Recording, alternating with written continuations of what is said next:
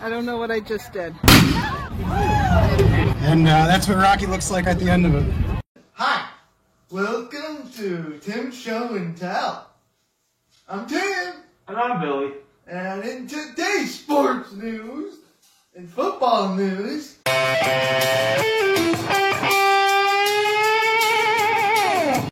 in the NFL will continue to be on cable, regular TV from 2023 to 2033, as well as the following digital platforms: Amazon Prime Video for Thursday Night Football, beginning in 2023, ESPN Plus, and Peacock.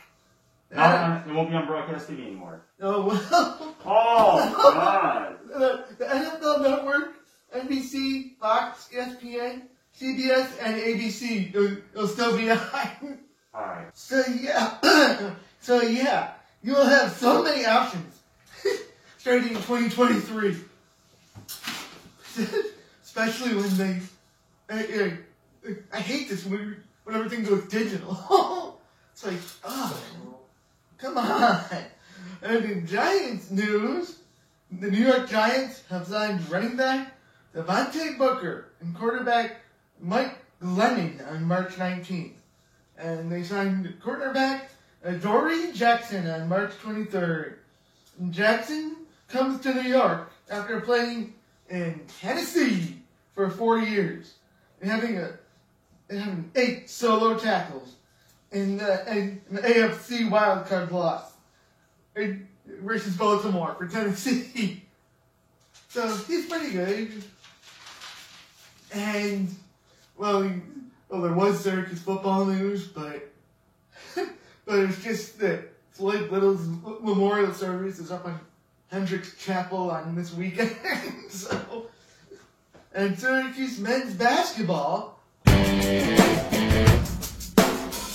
and Buddy Bombs Buckets Boeheim went off once again for 30 points versus San Diego State and had 7 3-pointers. Buddy's 30 points are the most in 11 years since Wesley Johnson's 31 points in an NCAA tournament game. And the team had 8 blocks. And Syracuse beat San Diego 78-62 on March 19th. 2 days later, I'm starting to see a theme here. Buddy again carried the orange on his shoulders. I'm surprised his shoulders aren't hurt by now. Accounting for 25 points, followed by Marek Dolezaj, Quincy Guerrier, and Joe Girard III with 12 points. And the team grabbed 6 blocks. The Syracuse men's basketball next game, Syracuse beats West Virginia 75-72 on March 21st. That game, there was like 7 minutes left. West Virginia was leading. I was like, it's over. Oh, yeah. It's over. And my parents were like, there's still 7 minutes left. It's like, but I tell you, Syracuse always blows it whenever they have a lead against a good team.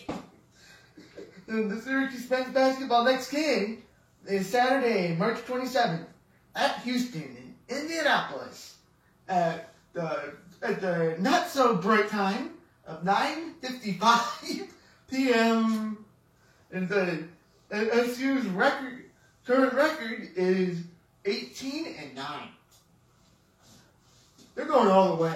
I'm going to tell you right now. Because as soon as Houston beat Rutgers, I was like, that might have just solidified our NCAA championship right there. Let's hope so. Fingers crossed. And Syracuse women's basketball. Emily Eisler went off for 18 points and 12 rebounds, followed by Kiara Lewis with 14 points, as the Lady Orange beat South Dakota State University. And the Syracuse women's basketball team will probably lose to number 1 UConn tonight, March 23rd, at 9 o'clock p.m. The ladies' record right now is 15-8. I had to stop. It's like, sorry, I don't have confidence, especially against the number 1 team. We'll see. Syracuse men's lacrosse. It took almost 14 minutes for a goal to be scored. Then the onslaught started. In the second quarter, shot, scored, etc. Chase Scanlon had 7 goals. And Syracuse beats Holy Cross 15-6 on March 20th. Syracuse goes to Duke on March 25th at 7 o'clock p.m. And the Syracuse men's lacrosse record is 4-1. And Syracuse women's lacrosse, well, they still haven't played yet. So their next game, March 27th versus Virginia Tech at 5 o'clock p.m. Syracuse women's lacrosse record 5-0. And Fayetteville Manlius girls varsity lacrosse. Yeah, I have to start covering them again soon. The FM entered 2021 with a new head coach, Leah Tuck. Will lead the team to even more success. And in hockey,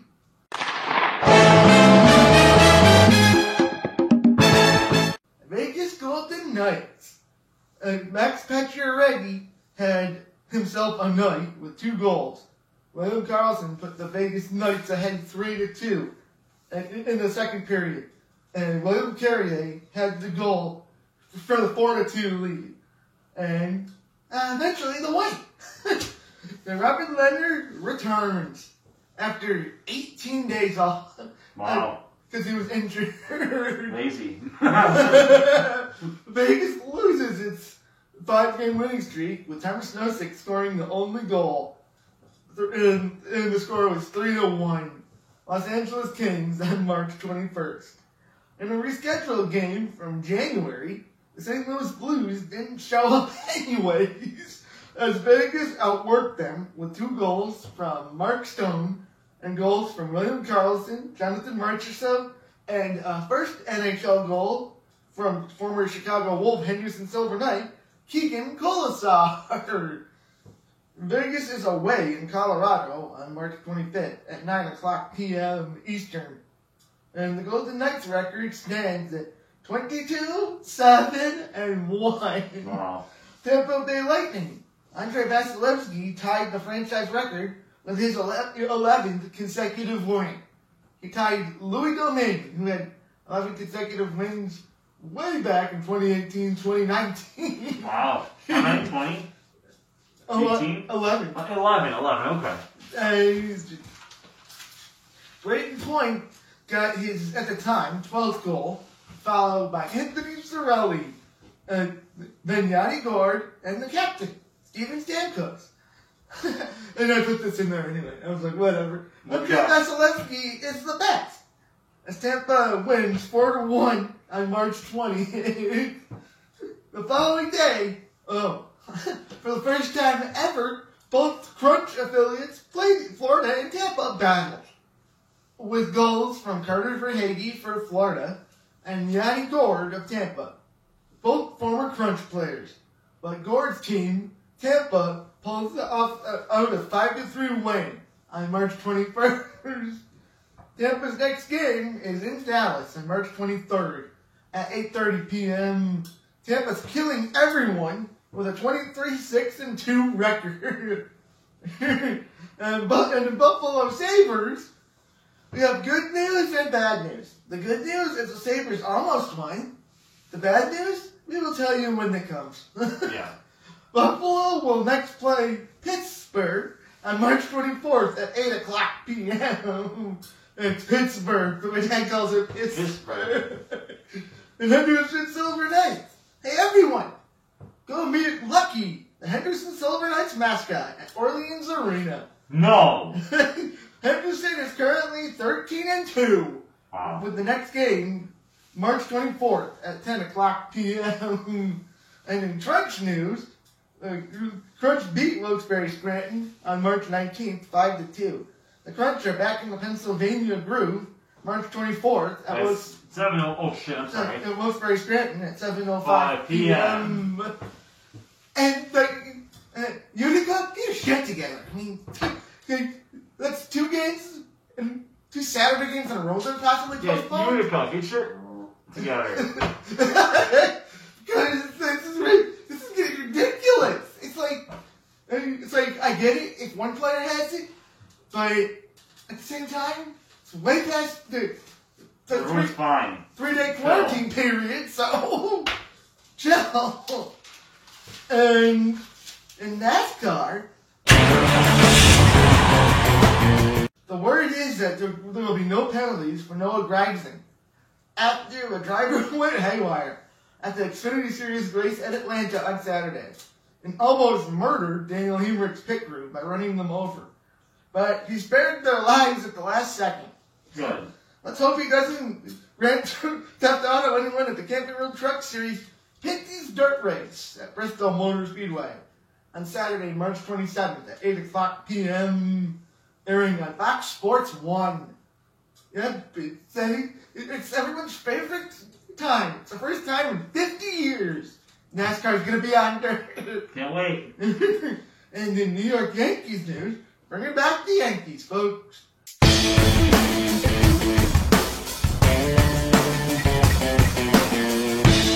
The Yankees are 14-7 in the spring training preseason games and play the Detroit Tigers today as we flap our gums. Don't expect Justin Wilson to play anytime soon as he whines about his shoulder being tight.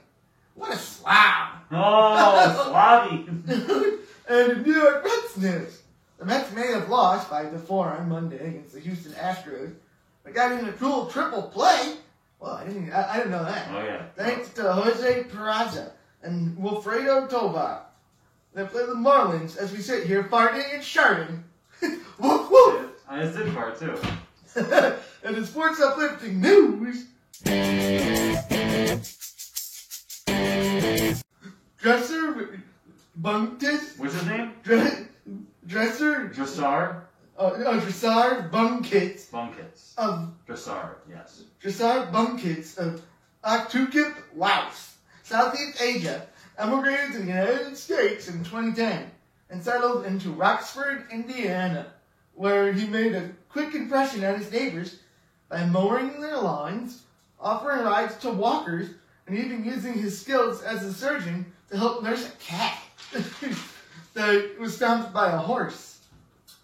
Dressar's neighbor Sean Clapp said to News 6 reporter Kip Jacks, "Nobody is as nice as Dreezy is." Dressar. As Dress. Oh, yeah, Dressy. Yeah, Yeah. She goes and Dressy is his nickname. Sorry. I owe him a lot.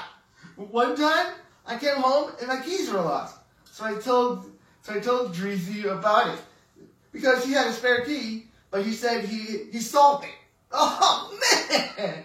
I walked to the locksmith, and when I came back, Dressar had dug a hole to my foundation and hammered a hole under my house and sawed into my kitchen floor from under the floor.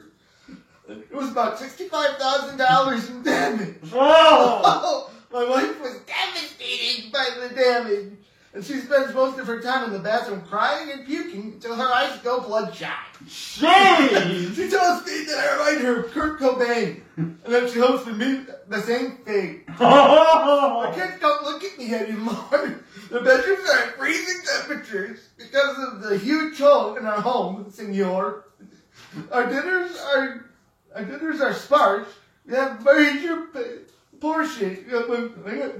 We have meager portions, and the kids' tummies rumble as their nightmares overcome their exhausted minds.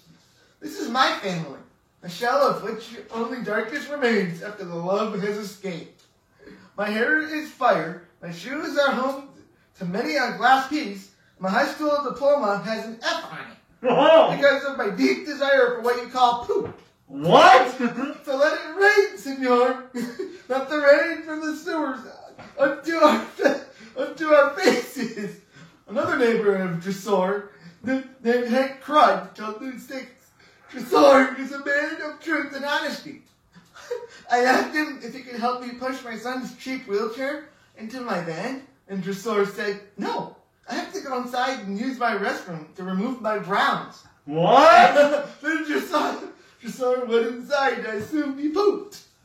But I can't be sure. He's a mysterious guy.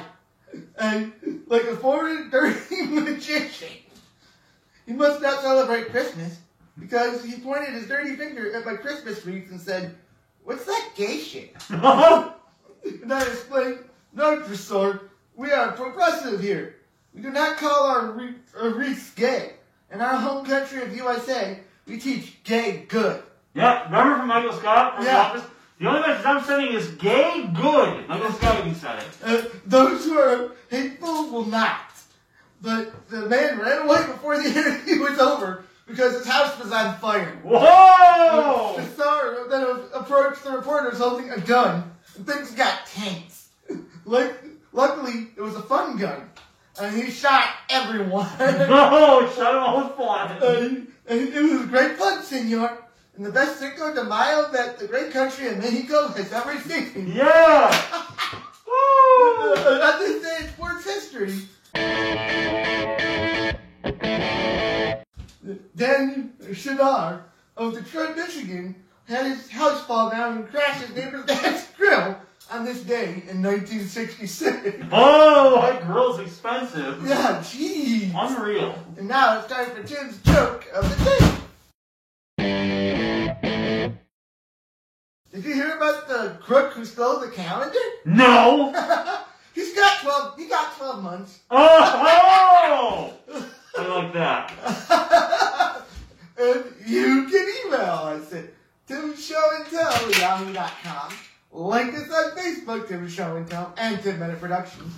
Subscribe to Tim Show and Tell on YouTube. And like us on Twitter at Tim Show and Tell. So until next time, I'm Tim. And I'm Billy. Keep yourself clean, everyone. Yeah, wipe your nose and your, you know what. I don't know what I just did. And that's what Rocky looks like at the end of it.